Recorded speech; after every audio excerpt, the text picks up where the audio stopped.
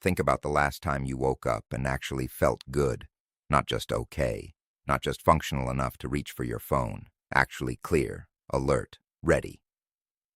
For most people, that morning feels like a distant memory. You go to bed exhausted but lie there staring at the ceiling. You wake up foggy. You hit snooze twice, maybe 3 times, then drag yourself into the day already behind. By noon, your focus is scattered. By 3 in the afternoon, you are running on caffeine and willpower. And by night, the whole cycle resets. You have probably tried fixing this. Better sleep apps, melatonin, no screens before bed, cold showers in the morning. Some of it helped for a week. Then life crept back in. Here is what nobody told you. The problem is not your sleep. It is not your mornings. It is the invisible structure underneath your entire day. And the Japanese have had a solution to this for over 1,000 years. It is not a supplement. It is not a biohack. It is a way of relating to time itself. But to understand it, we need to go back centuries. In 14th century Japan, there was a Zen monk named Ryokan Taigu, who lived alone in a small mountain hut near Mount Kugami. Ryokan was not always peaceful. As a young man, he was restless. His mind raced from thought to thought like water over stones. He could not settle into sleep.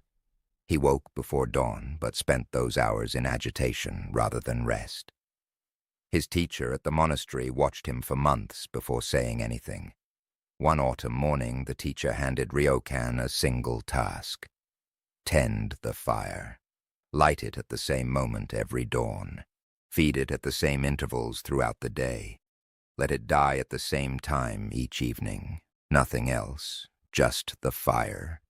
Ryokan thought this was too simple to matter. He did it anyway. He rose before first light and knelt by the cold ash. He struck the flint in the dark. He fed the small flame through the morning hours. He watched the embers fade each evening as the sun dropped behind the ridge. Within 3 weeks, something shifted. He noticed his body was anticipating the rhythm before his mind could name it. He grew hungry at the same hours. His eyes grew heavy at the same time each evening. He woke before the bell without effort, already alert. His sleep deepened. His focus sharpened.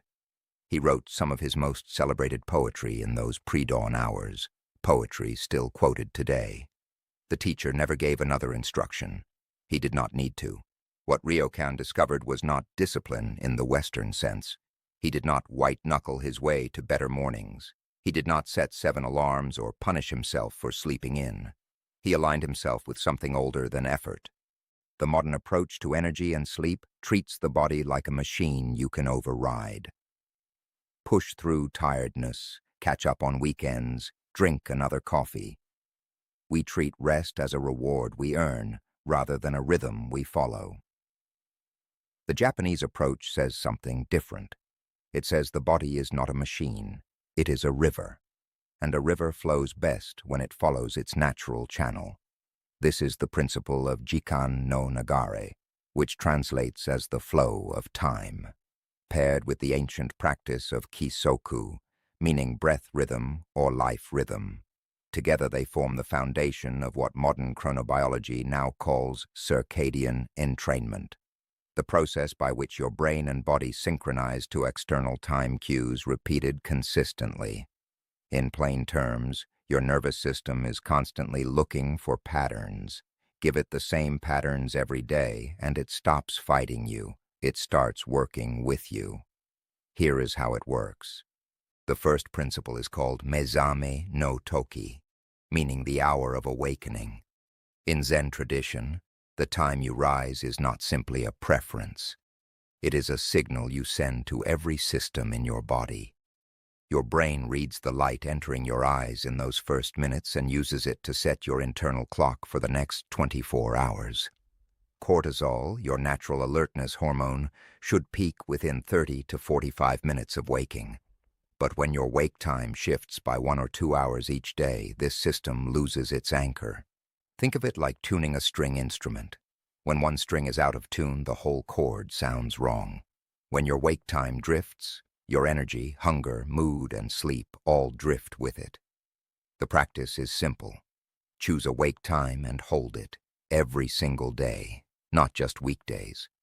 Modern sleep science calls this sleep timing consistency, and studies from Harvard Medical School confirm it predicts mood and alertness more reliably than total hours of sleep.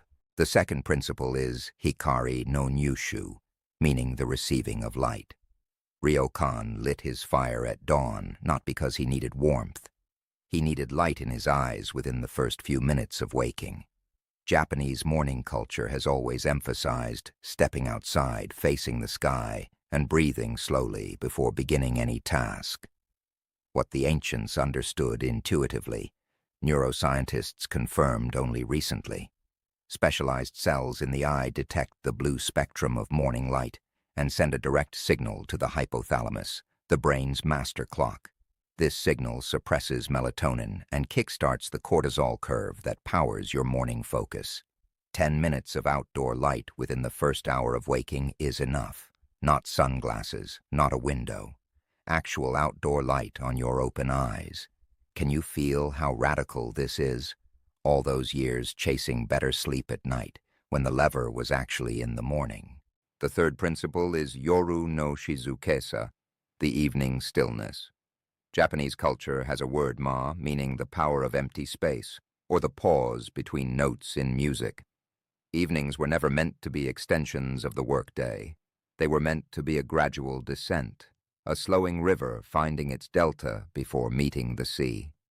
What you do in the 2 hours before sleep determines how well your brain consolidates memory, repairs tissue, and prepares cortisol for the following morning.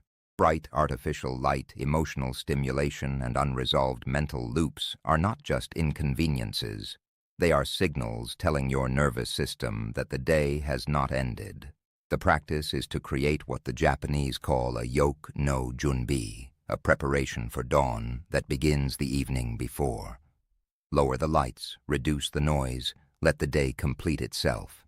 A few years ago, a software engineer named Kenji, living in Osaka, was struggling in the exact way you might recognize. His hours were erratic. Some nights he worked until 2 in the morning.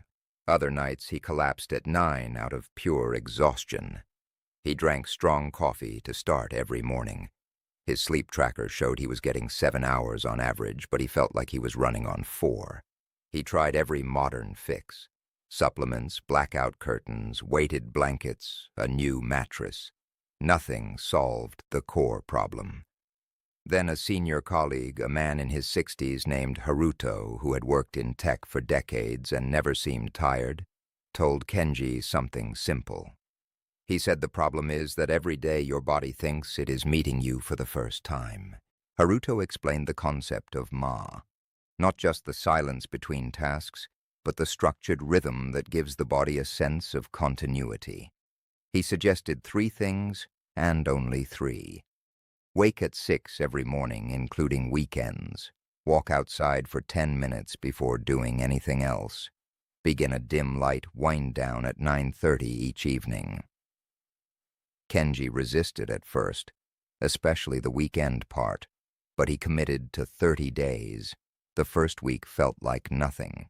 The second week, he noticed he was falling asleep faster. By week 3, he was waking up a few minutes before his alarm, already slightly alert. By the end of the month, he had stopped drinking coffee by 11 because he no longer needed it. He told Haruto it felt like he had found a signal he did not know he was missing. You might be thinking this sounds manageable in theory, but impossible in your actual life. You have children. You have deadlines. You have social commitments that push past 9:30. You travel across time zones. This is exactly the resistance the philosophy anticipates. Miyamoto Musashi, the greatest swordsman in Japanese history, wrote in his Book of 5 Rings, "Think lightly of yourself and deeply of the world." He meant that when we make ourselves the exception to every principle, we deprive ourselves of every benefit. The body does not negotiate. It simply reflects what you consistently give it. The philosophy of Kisoku is not asking you to be perfect. It is asking you to be consistent more often than you are random. Think again of the river. A river does not try to flow. It finds the path carved by 10,000 days of water before it. Your nervous system works the same way. Give it the same signals on most days, and it builds a channel, an efficient, effortless current that carries your energy, focus, and rest without you having to force anything. The obstacle you feel is not a reason to avoid the path. It is the path. Ryokan did not live without wind or cold or distraction. He tended the fire anyway. That is what made the rhythm real. Start with one anchor, your wake time. Hold it for 2 weeks before adding anything else. Your body is not broken. It is waiting for a signal it can trust. Your energy is not something you manufacture each morning. It is something you receive when you stop disrupting the system that was always trying to give it to you. The fire Ryokan tended was never just fire. It was a promise he kept to himself every single day. That constancy became his clarity. You do not need a mountain hut. You need one consistent moment, the same time, the same light, the same quiet evening, day after day. The river does not hurry, but it always arrives. Start tomorrow, not perfectly, just consistently.